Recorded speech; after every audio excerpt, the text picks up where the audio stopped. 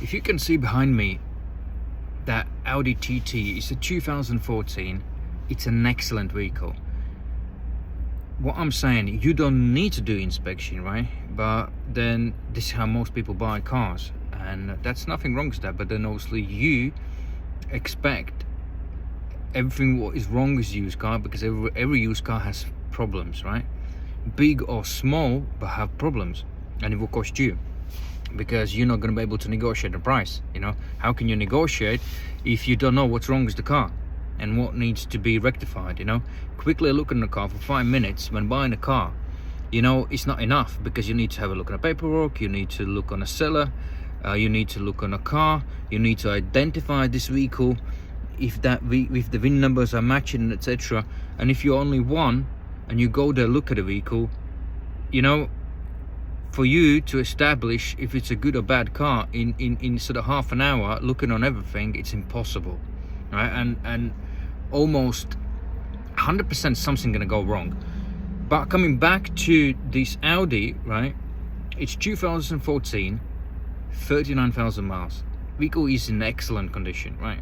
However, I noticed something suspicious, smelly expansion tank, very fine exhaust fumes, right? And then obviously expansion tank cap wasn't fully closed. And then I noticed during the inspection, I noticed a bit of excessive smoke. On these cars that could happen, but normally everything, because it's cold, especially I haven't driven enough or for some time, you could have a bit of excessive exhaust smoke initially, right? But after a good 15-minute drive, that smoke have to settle and clear off, and when you're accelerating there shouldn't be anything, pretty much, right? I'm talking about petrol in this instance. And however, it didn't clear, so I quickly erased my suspicion, right? Nothing is overheating, everything is fine, fans coming on, there is a bit of issue in the fans, but the fans did look like they've been replaced, right? The fan motors.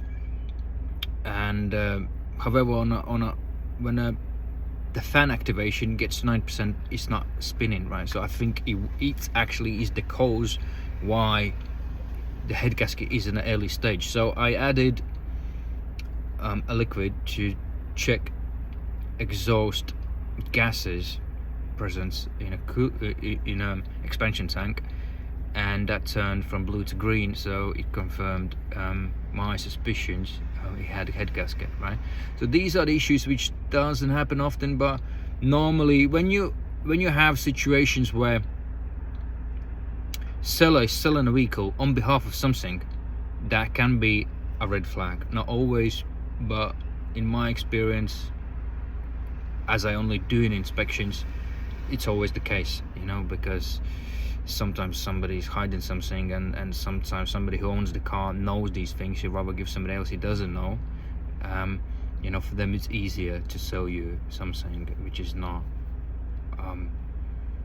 up to the scratch, let's say, right? So in these situations, I'm not saying you have to buy inspection or you have to order inspection. I'm not saying you have to do the inspection or whether you don't have to do it, right? But remember, used car, you're buying a used car, and everyone always cuts corners. Private, trade, main dealer, right? And all those corner cutting exercises will cost you a lot of money. This is an example. Look at the picture on this vehicle. It's literally it's probably the best TT I inspected in 4 or 5 years, and especially Audi, etc. So, and customer been saved from £3,000-4,000 repair bill. It's not about saving, right? If they can obviously sell this vehicle, for the right price, then obviously you can fix it, right? So more likely will be a straightforward head gasket replacement, but the repair bill 3-4 grand, depends again who's doing it, what part used, what actually is required, because it will need a chain and everything just adds up, right? Even if it's just a head gasket replacement, it's not always just like that. You need to x-ray, etc., and do it properly to see if anything, the main bearings and everything else is fine, the oil pickup and anything which can indicate potentially the vehicle, that repair is justifiable, you know,